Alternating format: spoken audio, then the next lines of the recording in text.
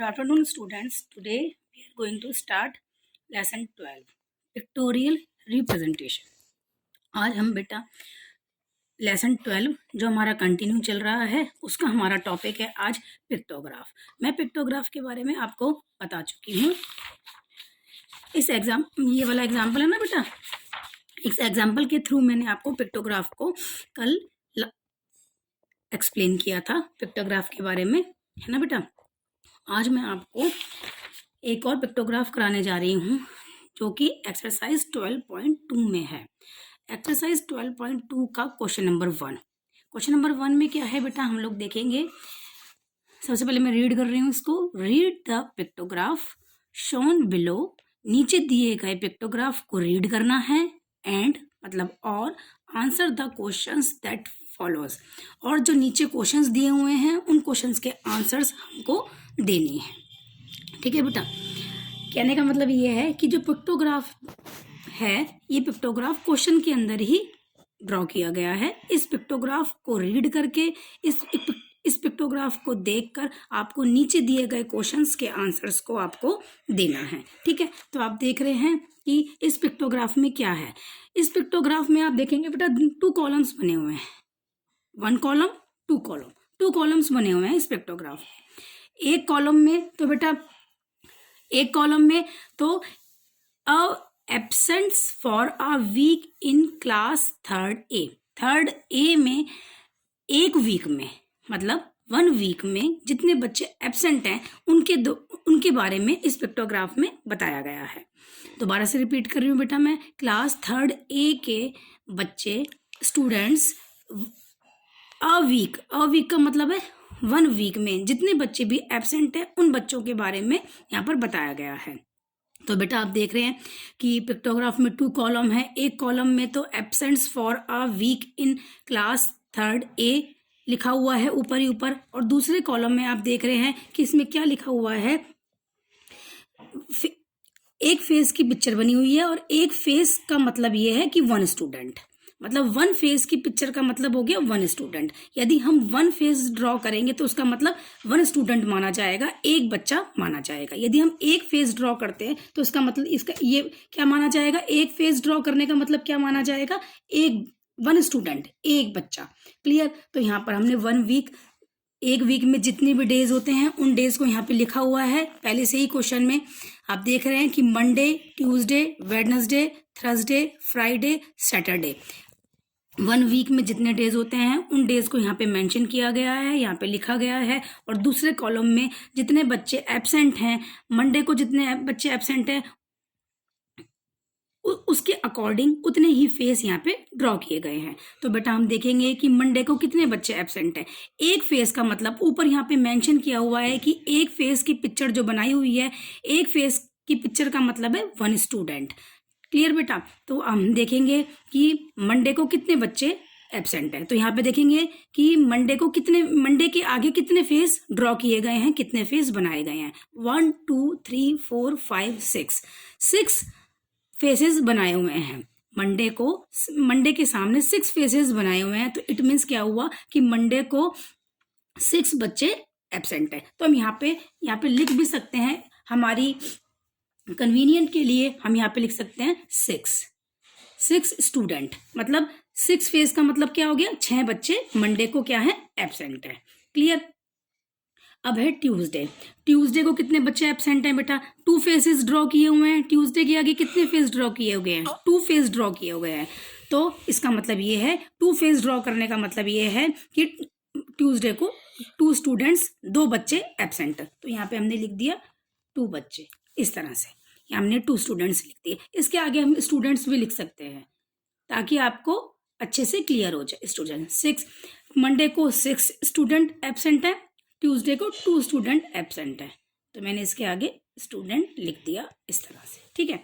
अब आता है वेडनेसडे को कितने बच्चे एब्सेंट है बेटा, 1 2 3 4 फेस ड्रॉ हुए हैं, 4 फेस ड्रॉ किए हुए हैं। तो इट मीन्स वेडनेसडे को 4 स्टूडेंट्स एब्सेंट है। तो यहाँ पे हम लिख देंगे 4 स्टूडेंट्स, इस तरह से 4 स्टूडेंट्स। ठीक है। थर्सडे को, अब थर्सडे के आगे कितने फेस ड्रॉ किए गए हैं, थर्सडे के आगे कितने फेस ड्रॉ हुए हैं? 3 फेस, 1 2 3, 3 फेस ड्रॉ हुए हैं। इसका मतलब ये है कि थर्सडे को 3 बच्चे एब्सेंट हैं। तो यहाँ पे लिख देंगे 3 स्टूडेंट्स। थर्सडे को कितने बच्चे एब्सेंट हैं? 3 स्टूडेंट्स एब्सेंट हैं। यहाँ पे लिख दिया हमने इस तरह से। क्लियर? अब आता है फ्राइडे को। फ्राइडे को बच्चे आप लोग देख रहे हैं कि फ्राइडे के आगे एक भी फेस ड्रॉ नहीं किया गया, एक भी फेस ड्रॉ नहीं हुआ पड़ा। तो इसका मतलब ये है कि फ्राइडे को एक भी बच्चा एब्सेंट नहीं है। फ्राइडे को सारे बच्चे प्रेजेंट हैं, सारे बच्चे आए थे। फ्राइडे को एक भी बच्चा एब्सेंट नहीं है, फ्राइडे को सारे बच्चे प्रेजेंट थे, आए थे। Is that clear? उसके बाद आता है सैटरडे। सैटरडे को कितने बच्चे एब्सेंट थे? सैटरडे के आगे कितने फेसेस ड्रॉ किए हुए हैं? आप लोग देखेंगे, काउंट कर सकते हैं आप फेसेस को कि कितने फेस हैं यहाँ पे ड्रॉ किए हुए हैं सैटरडे के आगे। 1 2 3 4 5 फेस ड्रॉ किए गए हैं सैटरडे के आगे, 5 फेस ड्रॉ किए गए हैं। तो इट मीन्स सैटरडे को 5 स्टूडेंट्स एब्सेंट थे। तो यहाँ पे हम लिख देंगे 5 स्टूडेंट। 5 स्टूडेंट्स क्या थे? एब्सेंट थे। 1 2 3 4 5 स्टूडेंट्स सैटरडे को एब्सेंट थे। और फ्राइडे को एक भी स्टूडेंट एब्सेंट नहीं था, फ्राइडे को सारे बच्चे प्रेजेंट थे। अब हमको पता चल गया कि वीक में किस डे कितने बच्चे एब्सेंट थे और किस दिन एक भी बच्चा एब्सेंट नहीं था, सारे बच्चे प्रेजेंट थे। तो हम इन क्वेश्चन के आंसर बहुत इजीली दे सकते हैं। ए पार्ट में क्या है? On which day were there the maximum absents. यहाँ पे कहा है कि कौन से दिन सबसे ज़्यादा बच्चे एब्सेंट थे। तो आप लोग देख रहे हैं कि सबसे ज़्यादा बच्चे किस दिन एब्सेंट थे? 6 2 4 3 और 5। इन पांचों में से सबसे ज़्यादा नंबर कौन सा है? 6 स्टूडेंट्स है। तो 6 स्टूडेंट्स किसके आगे है? मंडे के आगे है। 6 स्टूडेंट्स मंडे के आगे। मंडे को 6 बच्चे एब्सेंट थे, सबसे ज़्यादा हैं 6 स्टूडेंट्स एब्सेंट थे मंडे को। तो ए पार्ट का आंसर आ जाएगा मंडे। क्वेश्चन क्या है ए पार्ट का? On which day were there the maximum absent. कौन से दिन सबसे ज़्यादा बच्चे एब्सेंट थे? तो मंडे को सबसे ज़्यादा बच्चे एब्सेंट थे। Part B, on which day was everyone present. किस दिन सारे बच्चे प्रेजेंट थे? तो बेटा हम लोग देख रहे हैं कि मंडे, ट्यूसडे, वेडनेसडे, थर्सडे और सैटरडे, इन सभी डेज को बच्चे एब्सेंट थे, लेकिन एक फ्राइडे ही है जहाँ पे एक भी फेस ड्रॉ नहीं हो रहा। इसका मतलब एक भी बच्चा एब्सेंट नहीं है। तो इट मीन्स क्या है कि सॉरी बेटा, फ्राइडे को सारे बच्चे प्रेजेंट थे। क्लियर बेटा?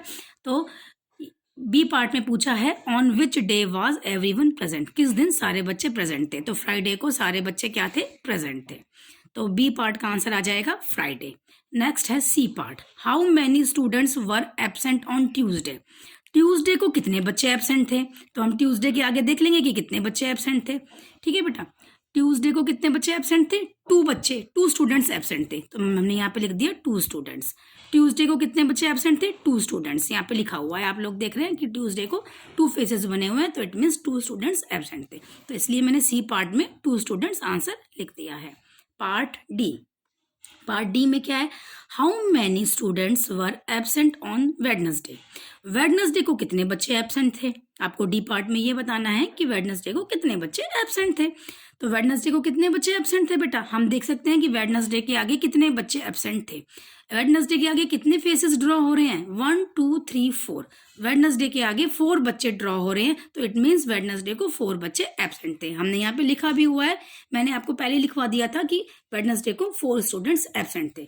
तो हम डी पार्ट में लिख देंगे 4 स्टूडेंट्स।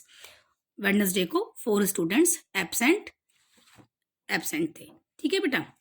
अब है लास्ट ई पार्ट है how many students were absent on Saturday. Saturday को कितने बच्चे एब्सेंट थे? अब आपको ये बताना है कि सैटरडे को कितने बच्चे एब्सेंट थे। तो सैटरडे के आगे कितने फेसेस ड्रॉ हो रहे हैं देखेंगे। सैटरडे के आगे 5 फेसेस ड्रॉ हो रहे हैं, ये हमने पहले ही काउंट कर लिए थे और मैंने यहाँ पे 5 स्टूडेंट्स आपको पहले ही लिखवा दिया था। तो सैटरडे के आगे 5 फेसेस बन रहे हैं, तो इट मीन्स 5 स्टूडेंट्स एब्सेंट थे। तो इसलिए ई पार्ट का आंसर हो जाएगा हमारा 5 स्टूडेंट्स। सैटरडे को 5 स्टूडेंट्स एब्सेंट थे। It that clear? I think so बेटा आपको एक्सरसाइज 12.2 का क्वेश्चन नंबर 1 अच्छे से क्लियर हो गया होगा। If you have any problem you can ask me any time. Okay बेटा, बाय।